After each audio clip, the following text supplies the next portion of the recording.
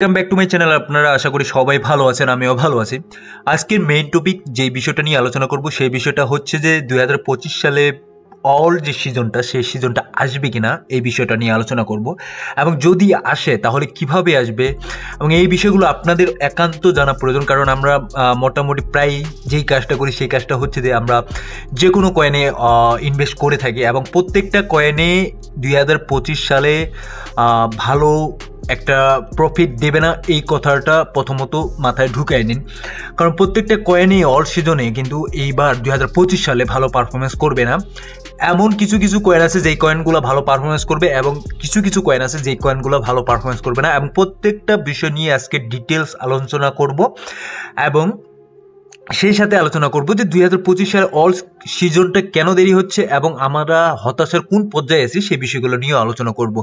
So প্রথমত যদি দেখি বিটকয়েন এর আগে কয়েকবার আমি বলার চেষ্টা করছিলাম যে এই জায়গাটাতে মার্কেটে সাইডওয়ে চলতেছে। সো মার্কেট যখন সাইডওয়ে চলতেছে এই জায়গাটা আপনারা দেখেন, সেক্ষেত্রে কিন্তু আপনাদের যে ট্রেড, যারা ফিউচার ট্রেড নেন তাদের ক্ষেত্রে কিন্তু এটা একটা খুব ডেঞ্জার জোন আমি মনে করি। কারণ এই জায়গাটাতে আপনার যখন ট্রেড নেবেন সেই জায়গাটাতে কিন্তু বারবার স্টপ লস হিট করার একটা পসিবিলিটি সবসময় থাকে।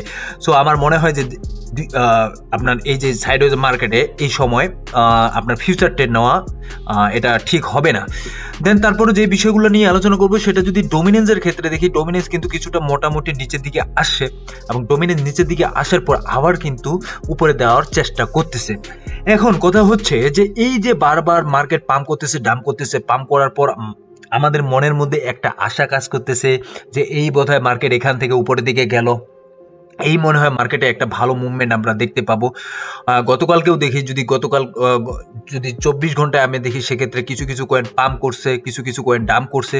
যখন পাম্প করে একটু মানসিকভাবে ভালো লাগে যে কয়েনগুলো পাম্প করতেছে, আবার যখন ডাম্প করে তখন কিন্তু আবার মানসিকভাবে ভেঙে পড়ি, এটা কিন্তু ঠিক। এবং এই জায়গাটাতে এই জিনিসটা আমাদের বোঝার আছে, সেই বিষয়টা হচ্ছে যে 2017 সালে এবং 2021 সালের বুল রান, সেই বুল রান কিন্তু 2025 সালের বুল রানের মতো হবে না। এবং কেন বিষয়গুলো আমি বলি, দেখুন 2017 সালের বুল রানের কথা যদি বলি এবং 2021 সালের বুল রানের কথা বলি, দুটা জিনিস লক্ষণীয়।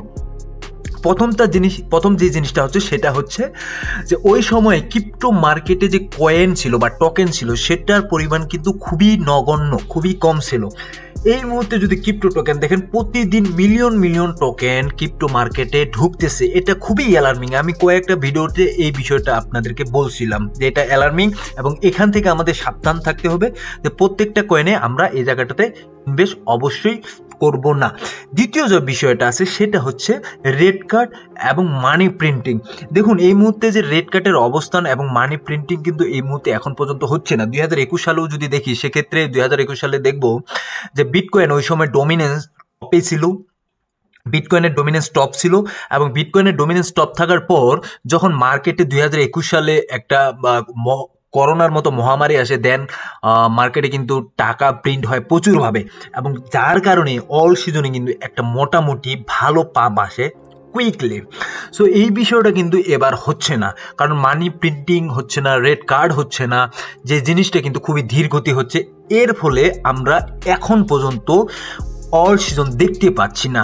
তাহলে প্রশ্ন হচ্ছে যে অল সিজন কি পাবো না? অবশ্যই পাবো, এই বিষয়টা নিয়ে আলোচনা করতেছি। তার আগে দেখি যে যারা আমরা ইনভেস্ট করে রাখছি, অনেক কিছু কিছু কয়েন আছে যে কয়েনগুলো যদি 1 বছর বা 6 মাস বা 8 মাস দেখি সেক্ষেত্রেও কিন্তু মোটামুটিভাবে প্রচুর পরিমাণে দাম করছে। এবং গত 1 মাসেও যদি দেখি, গত 1 মাসেও রেন্ডারের মতো কয়েন 37% দাম করছে, আইসিপির মতো কয়েন 32%, ফাইলের মতো কয়েন 36%, এটার মতো কয়েন 40% পর্যন্ত দাম করছে, ডট 27%। সো ওভারঅল যদি দেখা যায় সেক্ষেত্রে মিম কয়েন বলেন বা আদার অন্য কয়েন বলেন, প্রত্যেকটা কয়েনে দাম করছে।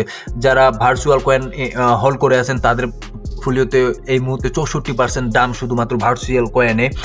এবং এই জায়গাটাতে আমাদের একটা হতাশা কাজ করতেছে যে ভাই এই জায়গায় আর কত ধৈর্য ধরবো বা কত কি করব, এখন তো মার্কেট পাম্প করতেছে না, বা মার্কেট কি সামনের দিকে যাবে কি যাবে না, এই বিষয়টা নিয়ে কিন্তু নানা টেনশন হচ্ছে। আমি তাদেরকে বলবো যাদের ধৈর্য আছে, যারা মার্কেটে ধৈর্য ধরতে পারে, এই বিষয়টা যেহেতু যদিও বারবার বলতেছিলাম, বাট তারপরে বলবো যারা ধৈর্য ধরতে পারবে মার্কেটে এবং যাদের ভালো ফান্ডামেন্টাল কয়েনে ইনভেস্ট আছে তাদের সামনের দিকে ভালো প্রফিট আনা সুনিশ্চিত। তবে এখন যে বুল রানটা হচ্ছে, যে কেন এরকম হচ্ছে বুল রান কেন আসতেছে না? দেখুন, মার্কেটে নতুনভাবে টাকা আসতেছে না, এটা শিওর যে মার্কেটে নতুন টাকা উঠতেছে না, বাট টাকাটা সার্কুলেটিং হচ্ছে। সার্কুলেটিং কিভাবে হচ্ছে? সার্কুলেটিং এইভাবে হচ্ছে যে ধরুন যে এই এআই সেক্টরে যখন একটা বুম আসলো, এআই সেক্টরে বুম আসার পর দেখা গেল যে এটা আরডাব্লিউএ সেক্টরে চলে গেল, আরডাব্লিউএ সেক্টর থেকে দেখা গেল ওই টাকাটা আপনার গেমিং সেক্টরে চলে গেল। সো এইভাবে ক্যাটাগরিতে যেই বিষয়টা হচ্ছে, এইভাবে টোকেনগুলোতে মানি সার্কুলেটিং হচ্ছে, এবং এই মানি সার্কুলেটিং হওয়ার কারণে প্রত্যেকটা সেক্টরে এক এক সময় এক এক টাইমে আমরা ভালো একটা পারফরমেন্স দেখতে পাচ্ছি। সো এখন কথা হচ্ছে তাহলে যে আমাদের ওভারঅল এই মুহূর্তে সিচুয়েশন কিন্তু খুবই খারাপ, ঠিক আছে? ওভারঅল সিচুয়েশন খুবই খারাপ। বিটকয়েন কিন্তু ওই যে সাইডওয়েজে চলতেছে 97-98, বা বিটকয়েন একটা জায়গায় আছে, বাট ওভারঅল যদি আদার অন্য কয়েনের কথা বলি সেক্ষেত্রে ওভারঅল আদার অন্য কয়েনগুলো কিন্তু মোটামুটি একটু ডাম সিচুয়েশনে আছে। বিটকয়েন এক মাসের পারফরমেন্স শুধুমাত্র 2.5% বা 3% ডাম। ইথেরিয়াম কিন্তু এখানে 20% ডাম। যদিও মাঝে মধ্যে দেখা যায় ইথেরিয়াম ভালো পাম্প করার চেষ্টা করতেছে, মনে হচ্ছে যে না এখান থেকে হয়তো বা একটু ভালোর দিকে যাবে, বাট আবার দেখা গেল যে আবার নিচের দিকে চলে আসতেছে। যে এই যে হোপলেস কাজ করতেছে। XRP মোটামুটি একটা ভালো জায়গায় অবস্থানে আছে গত 1 মাস 2 মাস থেকে, বাট যদি অন্যান্য আদার কয়েনগুলো দেখি সেক্ষেত্রে দেখা দিল যে 32%, 35%, 38% দাম সিচুয়েশনে আছে। সো আমার কথা এখন এই জায়গাটাতে যে জিনিসটা বারবার নেগেটিভ প্রভাব ফেলতেছে সেই জিনিসটা হচ্ছে মিম কয়েন। দেখুন, ডোনাল্ড ট্রাম্প কিন্তু তার শপথ গ্রহণ করার আগেই তার অফিসিয়াল যে মিম কয়েনটা আছে সেটা লঞ্চ করলো। তার 1-2 দিন পরে তার ওয়াইফ মেলানা ট্রাম্প সে কিন্তু একটা কয়েন লঞ্চ করলো। এখন মিম কয়েনের জয় জয়কার, যে যার পাবলিসিটি আছে, যার ফেম আছে, সেই ফেম অনুযায়ী তারা কিন্তু মিম কয়েন তৈরি করতেছে। বাট আমরা এই জায়গাটাতে যে জিনিসটা করতেছি সেই জিনিসটা হচ্ছে মিম কয়েনগুলোতে ঝাঁপিয়ে পড়তেছি, ঠিক আছে? মিম কয়েনগুলোতে ঝাঁপিয়ে পড়ে তারপর আমাদের সর্বোচ্চ আমরা ওই জায়গাটাতে হারিয়ে ফেলতেছি। এখন দেখুন, এই জায়গাটাতে আমাদের মাথায় রাখতে হবে যে যারা যেই কয়েনগুলো ফান্ডামেন্টালি বেস্ট কয়েন, এটা আজকে না হোক কালকে না হোক পরশু এই কয়েনগুলো কিন্তু উপরের দিকে উঠবে। বাট যেগুলো ফান্ডামেন্টালি বেস না বা কমিউনিটি শুধুমাত্র বেস এবং কয়েনগুলোতে বেশি ওভার হাইপ উপরের দিকে যাচ্ছে, ওগুলা কয়েনের কিন্তু যে কোনো মুহূর্তে ধস নামবে, এটা 100% শিওর। সো এই জিনিসগুলো কিন্তু আমরা মাথায় নিই না, এবং আমরা এই জায়গাটাতে ইনভেস্ট করার পর মনে হয় যে যে কোনো একটা কয়েনে ইনভেস্ট করলে আমাদের মার্কেটে ভালো একটা পারফরমেন্স আমরা, বাট এটা হয় না। দেখুন আপনার ট্রাম্প কয়েনটা কোথা থেকে কোথায় নিয়ে চলে আসে, এবং এই মুহূর্তে কমিউনিটি সেন্টিমেন্ট দেখুন শুধুমাত্র 35% বুলিশ, 65% বিয়ারে। সো এই জায়গাটাতে অনেকজন ধরা খেয়ে বসে আছেন অলরেডি। এবং কিছু জিনিস আমি বারবার এই কথাটা বলতেছি, তারপরও বলি যে যারা ওই নতুন কয়েনগুলো আসতেছে, নতুন কয়েন আসার সাথে সাথে কয়েনগুলোতে ইনভেস্ট করবেন না। এবং যে জিনিসটা আরেকটা লক্ষণীয় সেটা হচ্ছে যে কোনো কয়েনে ইনভেস্ট করুন, সেই কয়েনগুলোতে ইনভেস্ট করার আগে তার ফান্ডামেন্টাল এবং তার সার্কুলেটিং সাপ্লাই এবং ম্যাক্সিমাম সাপ্লাই এবং টোকেন আনলক লক, এই বিষয়গুলো কিন্তু সবসময় মাথায় রাখবেন। এবং যদি আমি টুইটারের দিকে তাকাই, টুইটারে সবসময় এই মুহূর্তে জয়কার বিটকয়েনের, যে বিটকয়েন অ্যাডপশন করতেছে, সে এত পরিমাণে ইথেরিয়াম অ্যাডপশন করতেছে, হোল্ড করতেছে। সো বিটকয়েন এবং ইথেরিয়াম ব্যতীত অন্যান্য কয়েনের হয়তোবা ওইভাবে নিউজ আসতেছে না, বাট ইনসাইডার যে বিষয়গুলো আছে সেই ইনসাইডারের মাধ্যমে কিন্তু এই কয়েনগুলোতেও ভালো একটা পারফরমেন্স আসবে। হঠাৎই যে কোনো কয়েন ভালো পারফরমেন্স করে, এবং সো এই জিনিসগুলো কিন্তু আমাদেরকে অবশ্যই মাথায় রাখা উচিত। এবং টোটাল 3 দিকে যদি তাকাই, গত কয়েকটা দিন যদি দেখি, এই মুহূর্তে এখানে যদি দেখি দিনের যে মুভিং অ্যাভারেজ আছে সেটা 200 দিনের মুভিং অ্যাভারেজের উপরেই কিন্তু মার্কেটে আছে। সেক্ষেত্রে আমরা দেখতে পাচ্ছি শুধুমাত্র 20 দিন বা 50 দিনের যে মুভিং অ্যাভারেজ আছে সেটার নিচে এই মুহূর্তে মার্কেট ট্রেড করতেছে অলস যে কয়েনটা আছে সেই অলস কয়েনগুলা।